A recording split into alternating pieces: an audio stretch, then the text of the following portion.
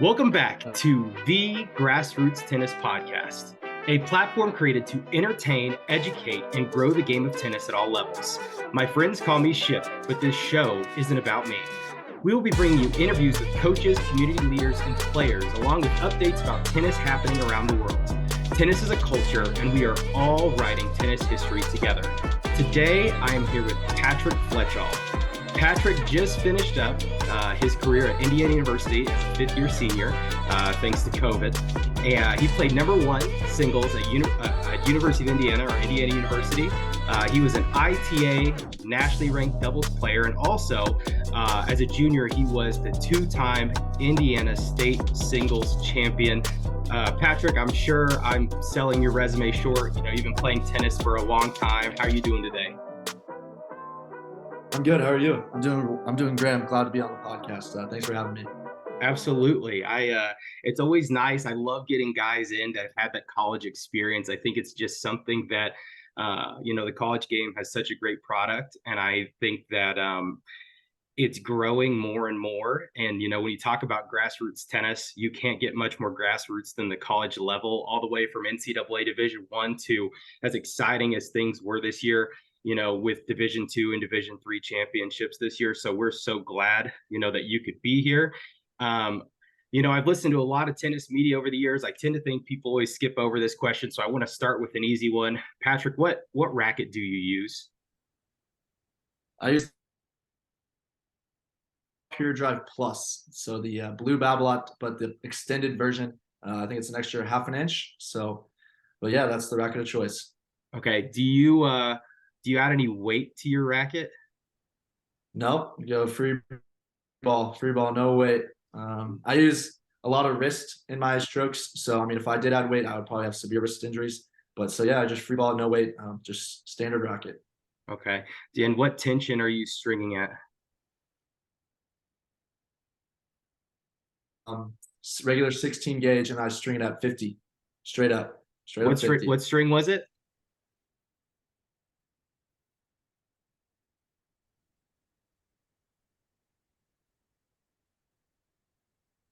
Patrick, did you say what string you were using? Oh, sorry. Solinco Hyper G. Very popular string. Yeah, I got it. Okay, Solinco Hyper G. Yep, it just caught up for a second there. So yep. I'll try to, if we have any, I'll try to edit out those couple seconds of dead time there. So Solinco Hyper G.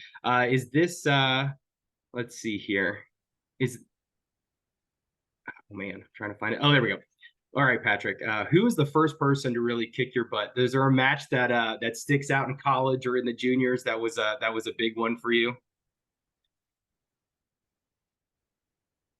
Oh, let's see here. I think I can go back to when I was probably like 12. I played, I think, Robert Cash, big Midwest guy, Ohio State Buckeye. When he was probably 10, maybe I was 12, and that was probably the last time I've ever lost to 0-0. So that really, he really got me there. So that one still visibly is very much in my mind. That because it's probably the last time I lost to 0-0. I love Robert, great guy, but yeah, I think that was the biggest beatdown I've ever gotten. Sure. Obviously, for you to be playing number one at Indiana University, for people who maybe don't follow college tennis, I feel like Indiana is a program that is on an upward trend. I feel like it went from being a program, not that it wasn't a good Division I program, but that you guys have become so much more competitive over your time that you were at IU. And obviously, I feel like it's a cool thing that you got to be a part of that. What did your practice sessions look like at Indiana? Yeah, they're intense. Our coach, Jeremy Wertzman, he did a great job, spent countless hours off the court, researching tons of different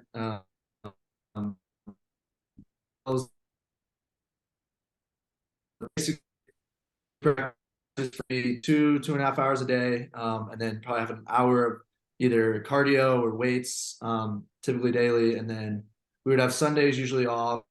Yeah, they were always intense. Played a lot of games, like to compete against each other. I think that was like the biggest thing because, obviously you want to beat up on all your teammates out.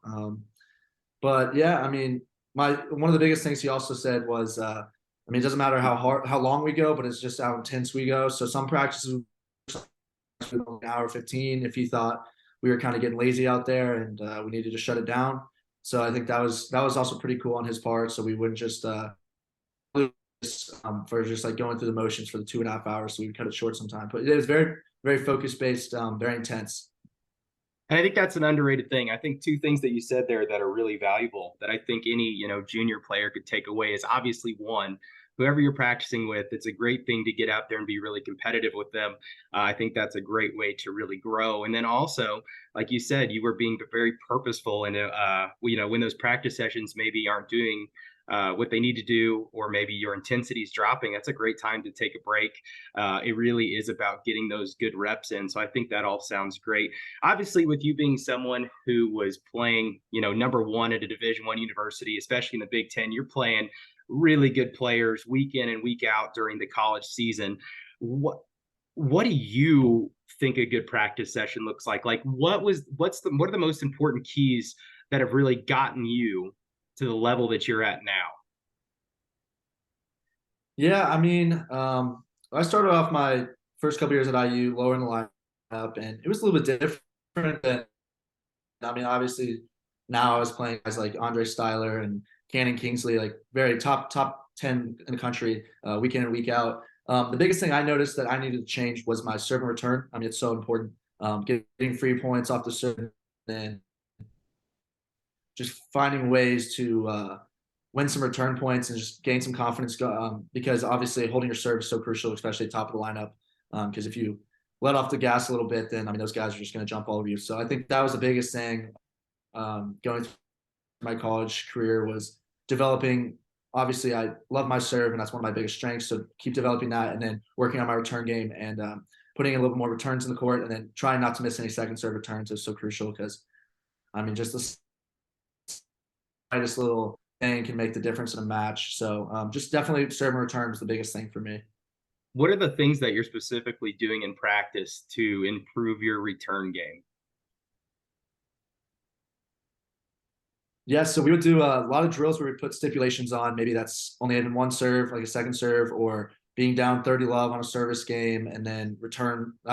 Takes some pressure off the return guys to not only try and get the breaks, but also be able to be a little more focused on when you are up in a game like 30 love and not just waste.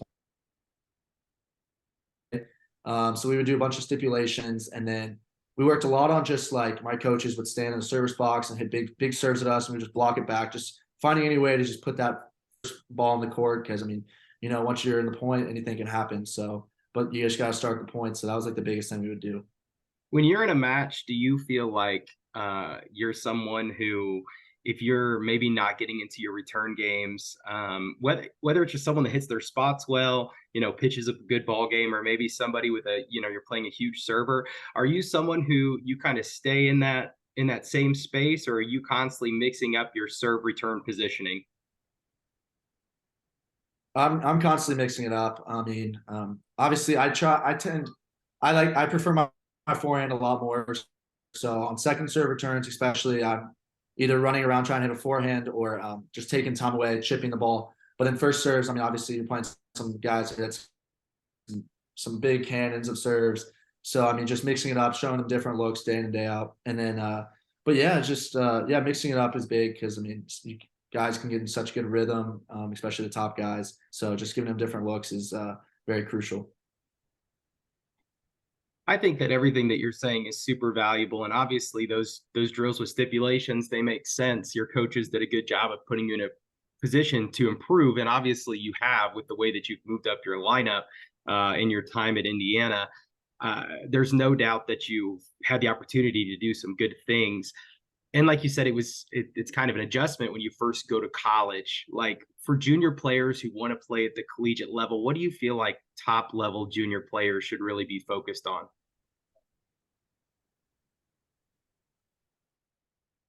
Yeah, I mean, like I said earlier, serve and return is huge in college. I mean, everyone's got good ground strokes nowadays, but I mean, the things that really separate the top players is serve and return. Just being able to not give away free points on either of that, and then getting free points yourself on your serve. That's probably the biggest thing. And then yeah, just staying motivated and just staying intense all the time, and just making sure that you know that if you're down 40-11 a game, anything can happen. When I mean, there's all types of different things that happen on a tennis court. So just staying locked in on every point, and yeah, just weathering the storm throughout the. Yeah, I think that's all really valuable information. Obviously, the junior players need to be hearing that. I think sometimes one of the biggest things that I'll hear from maybe intermediate players, I'll ask them, did you practice serves? They'll say they went out to the park and hit. And they'll be like, oh yeah, I hit a few at the end, and I think that that's a huge miscalculation by anyone who actually wants to be a serious tennis player. Every point is starting with that serve and that return. Um, so obviously you're someone who grew up in the state of Indiana and had a lot of success at the high school level. You ended up at a school in Indiana University that's in your home state. What was your college recruiting process like? Yeah, so I started pretty early. Um, Took visits, a bunch of unofficial visits, and then around the Midwest, I wanted to stay pretty close to home. That was a big thing for me. And then fold into place. I had some good results one summer that kind of got me some looks at a couple bigger schools, and then took visits there. And then yeah, I just reached and stayed in contact with them throughout my summer tournaments and then throughout the year, of course. But yeah, when I visited IU, I knew that that was a place that I wanted to call home. And then as soon as everything came together, I committed. I committed my end of my sophomore year, so pretty early in terms of tennis um, commitment process. But yeah, just couldn't have made a better decision. I think people, they really talk about a lot of other conferences, but the Big Ten is about to be so scary when it comes to tennis. It's already so strong. You've got some tennis history there. Everyone's always, out to get Ohio State, and Illinois had some years. You guys are on the upward trend. Michigan State's on upward trend. Michigan's been good. Northwestern has great seasons. You look at that from top to bottom, they're good. And then in the next couple of years here, they're going to be adding two very storied schools in UCLA and USC to the Big Ten. Tennis is about to be insane in the Big Ten. And so I feel like you got to be a part of obviously some really great matches. With, the week in, week out, obviously everyone loses when they play this game. What is something that maybe you took away from a loss that was, a really good lesson that maybe you could share with others who might be struggling with the same thing when their matches have been tough, or maybe they're not happy with the results that they're having? Is there a match in particular or a loss that you learned a lot from? Yeah, I mean, I would say probably my sophomore year. I think I was playing against UC Santa Barbara, and I think we're about around like 30 in the country, both of us. And I lost pretty easily. Didn't play my best or whatever, but I mean, at that point in my career, I was getting very just defeated. Like confidence would be low when I would lose, and I was too much on an emotional roller coaster when I'd be out there. Like when the highs were highs, I was too high, and then when the lows were low, I was too low. So I kind of found a good balance of being able to manage that on the court and then off the court. Just like not taking it as serious. I mean, obviously you're playing 40 matches a year in college, like 20 something in dual season. Like you're bound to lose unless you're, I mean, I don't know, Roger Federer, but you are going to lose some match. Able to um, figure out why you lost a certain match and then taking it to the practice court right away. Maybe take a day or two off to kind of debrief after the loss. But yeah, just kind of like not taking it as serious kind of helped me out. Just not putting too much pressure on myself, because when I do put too much pressure on myself, that's when I get most stressed out and on the court, and then that's when things start to kind of spiral out of control. So yeah, just definitely taking it or be a little bit more playful out there, just kind of having more fun out there, which very helped me a lot during the upward trend of my career. Yeah, for sure. All right, I'm going to ask you this really quick because it just hit me. I've seen on Instagram before. I know that you have worked with a program that's not necessarily on the court training, but some off the court training. Could you tell us a little bit about that and how that helped you find your next level in your game? Yeah, so basic training. It's this guy who's based out of Indianapolis who not only trains not just tennis, but I mean, he does some other sports. But yeah, it was a lot of just fitness sessions with him. Great guy who taught me a lot about really improving my footwork. We did a lot of like footwork drills, very tennis specific stuff, medicine ball workouts, core workouts, everything that kind of you see on the tennis court rather than like if you just go to like a local training place that does all sports where it's not very tennis specific. That's like where the biggest thing was I would go in each session and specific purpose to the session, and he would have a reason to back it up as to why this would help me on the court. And that's where I really saw myself take off because not only was I getting like stronger and faster, but I was also improving things on the tennis court that some guys weren't doing that were crucial when tennis started getting a little bit bigger, the bigger hitters and people were getting faster and stuff. So I was able to maintain my level with those guys, but because it was more tennis specific training. At what age do you feel like that becomes more valuable? I would say, I mean, I relied a lot myself when from like 12s to 14s, I was just pure talent, just didn't really do any of that stuff. But but now that the tennis is kind of changing, and people are hitting bigger and stronger and not just kind of the game's kind of changing. I would say around like 14 probably and up because I mean players are hitting bigger and they are faster, so you do have to keep up with them and have this competitive advantage. So I think the sooner you start, probably the better because I mean you're going to have this some of the players that aren't taking it as serious and aren't as quick and are as strong as you. So I think the younger you are, the better it is probably to start nowadays in that game of tennis. Yeah, no, I think that's great. I think that's an underrated thing. There's three things that you can do to improve your game through your habits, obviously, and that's fitness work, flexibility work, and fueling. The way that you eat, obviously has a lot to do with the way that your body operates. And you are one. I saw a lot of those videos. I followed that basic training program Instagram for a while, and over the years, I saw you along with a lot of other Indiana guys in there getting some work in, and I just always thought that was really cool. Me being a guy from a small town, we don't have anything like that close, and I just thought that was a really cool opportunity. So, kind of moving on. Is there anything that you would change about the way that junior tennis or college tennis or pro tennis is currently structured? I mean, the one thing when I've been playing a little bit of pro tennis, like the ITFs and stuff, I just find the weeks being so long and kind of like boring. I guess I would say like the biggest thing for me right now is just figuring out whether or not I want that because I mean it is a lot of weeks on the road, a lot of traveling, a lot of like by yourself most of the time. I think if there's a way you can kind of shorten up maybe the weeks of the tournaments because I mean one match a day is a lot. I mean I think obviously the level the guys are playing at it's so tough to incorporate multiple matches a day. But I mean if there's I don't know maybe shorten up the draw sizes a little bit. But I think it's just so long and so expensive for a lot of these players that just probably can't do it for many years because I mean obviously tennis is expensive. You're traveling every weekend. There's so many expenses outside of just playing the tennis tournament itself.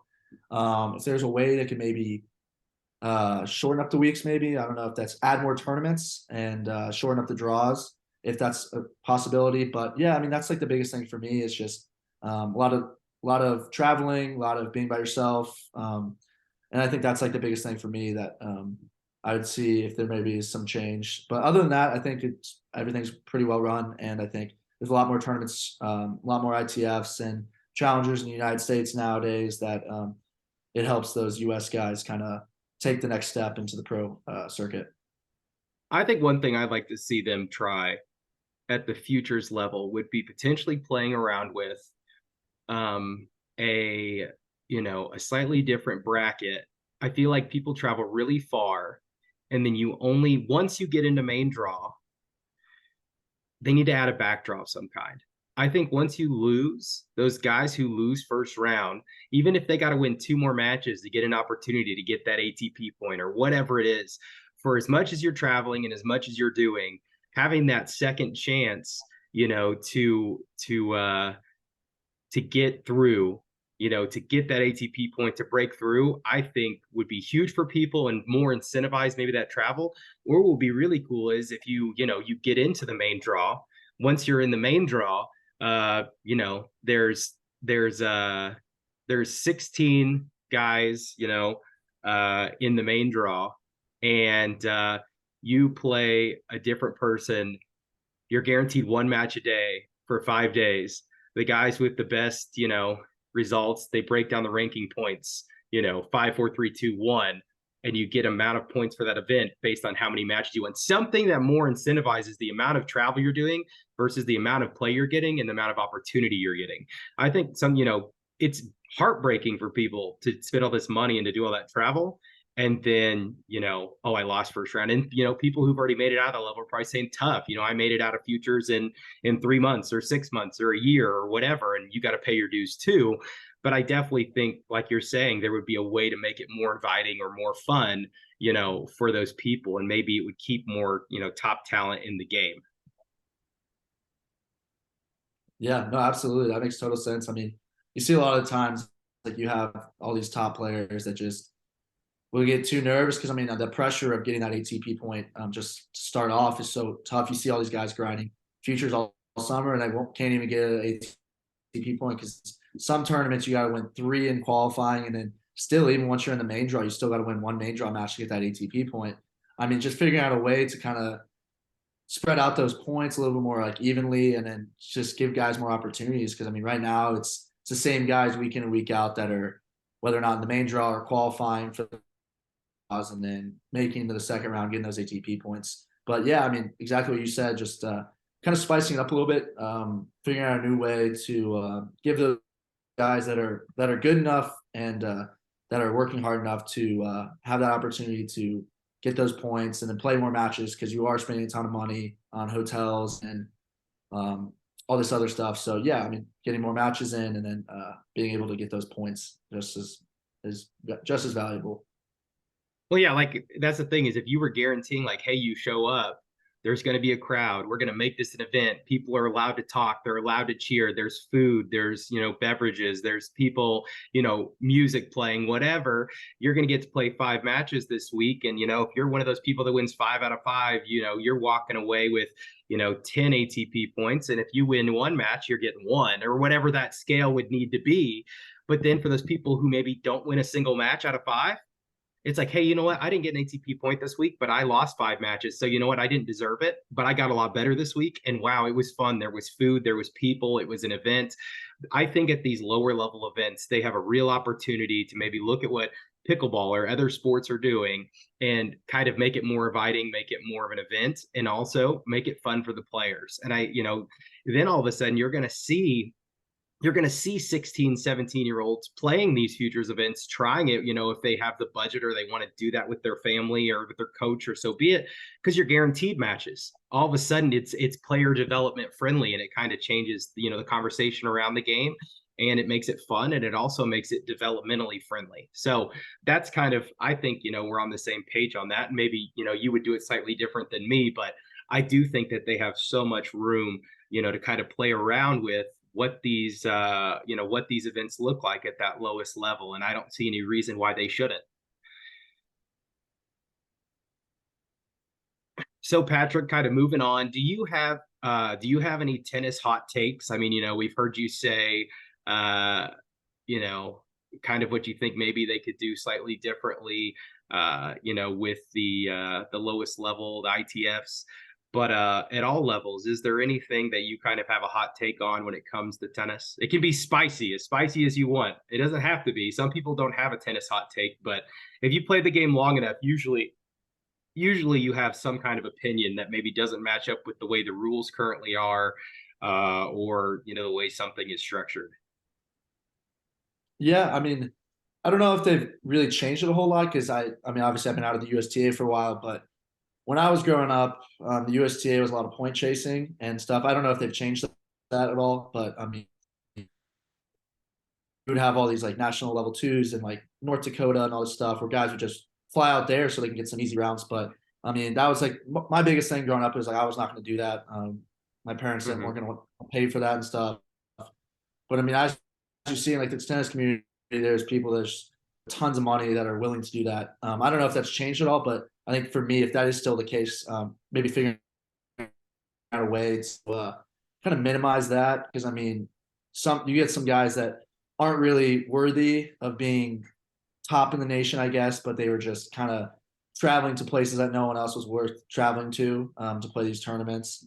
Um, but yeah, I think that the biggest thing for me, if I guess hot take, if that's still a thing, but not too familiar with the USTA and how it works anymore. But yeah, that's my biggest thing.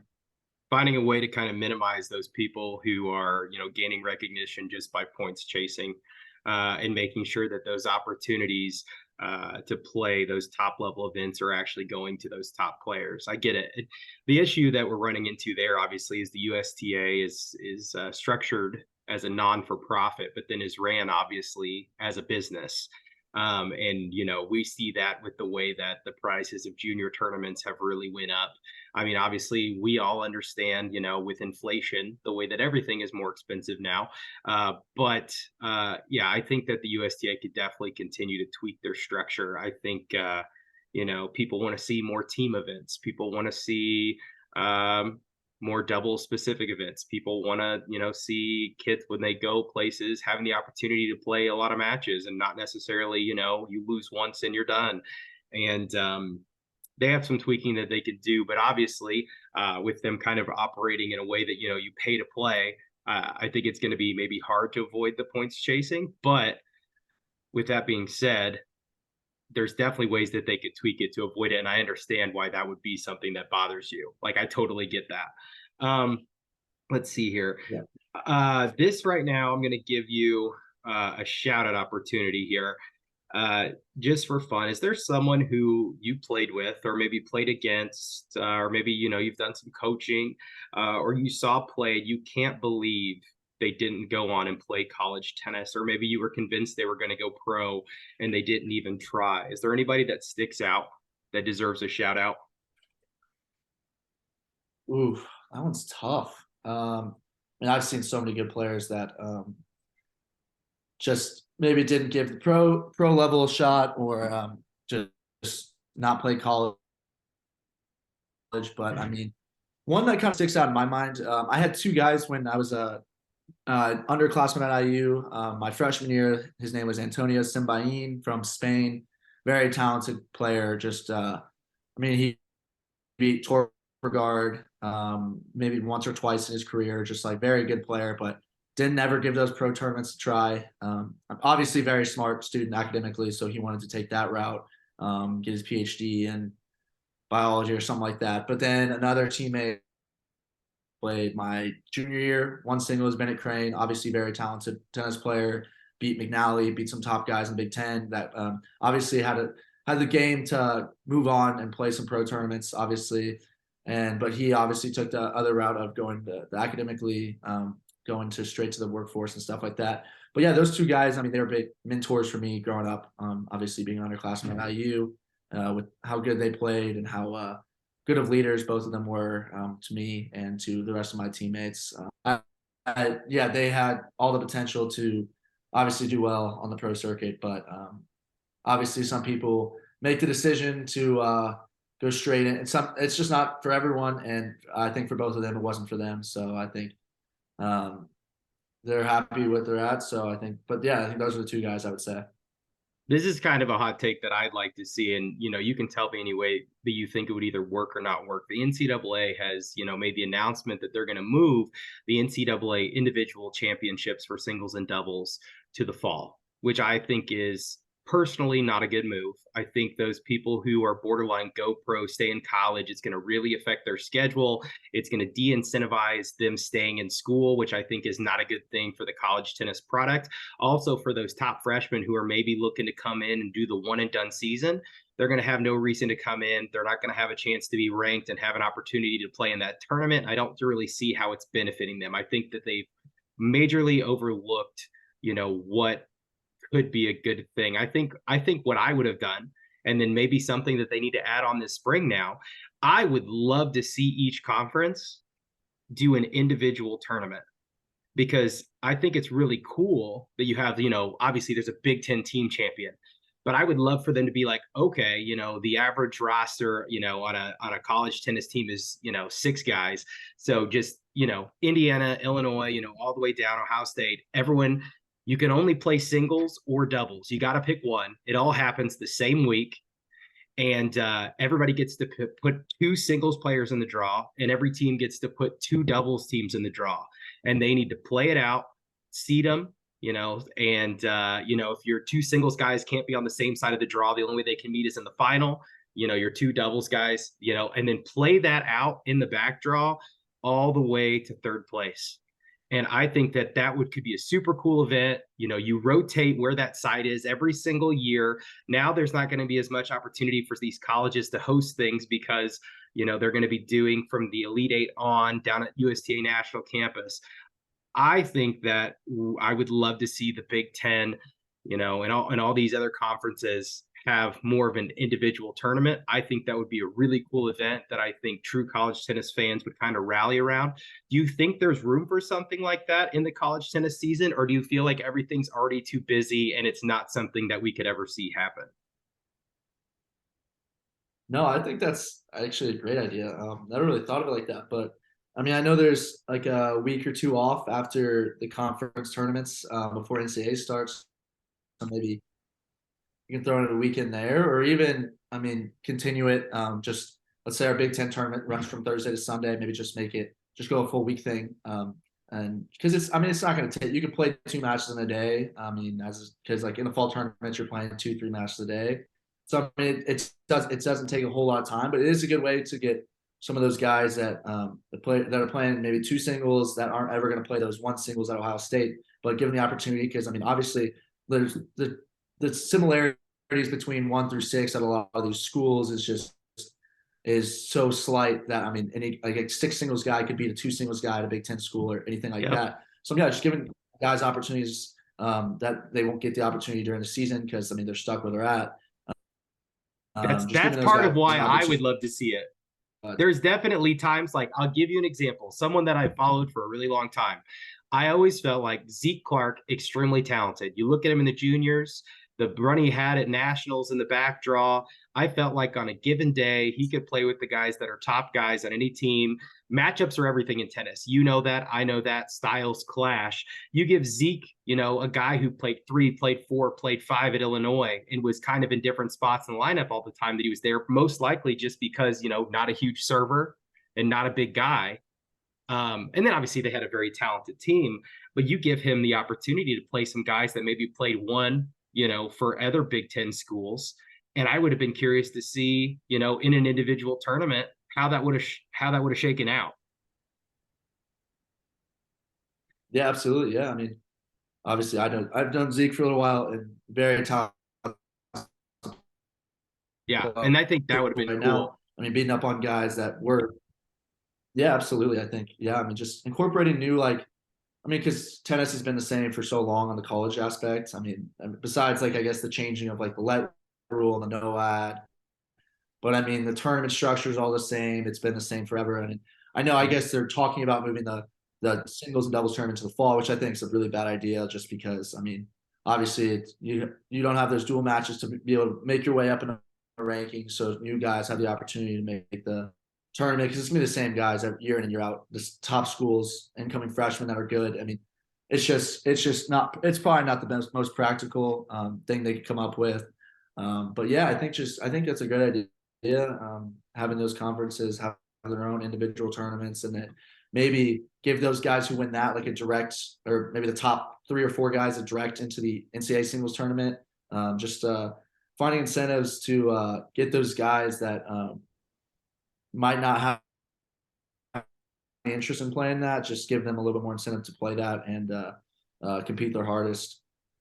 Well, heck, even, I mean, think how many futures events there are year round, especially in those summer months on college campuses, incentivizing like, hey, if you finish, I don't know how many guys would be in the draw, but if you're a top 8 finisher in this Big Ten event, we have this many events. And, if you get first, you get first pick of which of these events you would like to play, a main draw wild card, and then you get to a certain point in that singles or doubles draw, and you're getting qualies wild cards or whatever.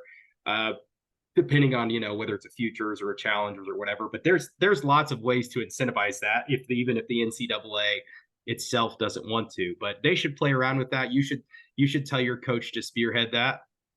I think you got better contacts than me, so I'll let you try to figure that out. Now that let's pivot here. Patrick, if you could go back and give tennis advice to your 13-year-old self, what would you tell yourself? What would your advice be? Ooh, I mean, I would say my biggest advice. I mean, when I started playing better towards the end of my career, I mean, I started having more fun on the court and not taking things as serious as I did. I think growing up when I was 13 through my senior year of high school, I mean, I was on the practice for 4 hours a day, graduated early, would get out of school early, would miss all these things that, I mean, I look back on, like I never went to a prom, never did any of that. I mean, kind of enjoying being a kid because, I mean, obviously every tennis career is going to come to an end and everything. So, I mean, just doing what you love outside of the court, because, I mean, it's good to get because, I mean, obviously on the tennis court, it's good to be focused and everything, but off the court, it's good to have some fun, mess around a little bit, be a kid, tennis court all the time, and just have some fun because, I mean, it loosens you up. Like you're not as stressed on the court, and really take pressure if you happen to lose or if you're not playing your best tennis. I mean, if you can rely on doing something else just as fun, or just on the court too. Just I mean, just having fun. I mean, that's my biggest thing because obviously when I was 13 through 18, I was doing tennis. Tennis was just everything. And looking back on, I missed out on a lot of things that I would go back on and change. For sure. Patrick, this is your chance to share a happy moment. If you could tell us what your happiest tennis moment is. Oh, this moment. I would say, I mean, the state championships were nice, both team and individual. But I would say was my sophomore year. We were playing Notre Dame, who was top 25 in the country, and we were around like 30, 35. So we weren't beating those top 20. I mean, we were still like not. It was such a big jump from there, but we squeaked out a 4-3 win against Notre Dame at home. Somewhat of a rival, kind of. I mean, obviously Notre Dame's always been historically good at tennis and every other sport, so that was a big match. I won my singles match, so that was good. And then one of my roommates, my freshman year roommate Carson Haskins, actually clinched the match. That was just a fun. It was a Friday match, so yeah, that was just a very special moment for me and the guys, and really kind of jump started the Indiana tennis upward trend. ACC school that's had historical success. It's always a big step in the right direction for any program. So yeah, that was a very special moment for me. All right, Patrick. Here at the Grassroots Tennis Pod, we believe in giving people their flowers. Who is someone underappreciated in the tennis community? Underappreciated in the tennis community.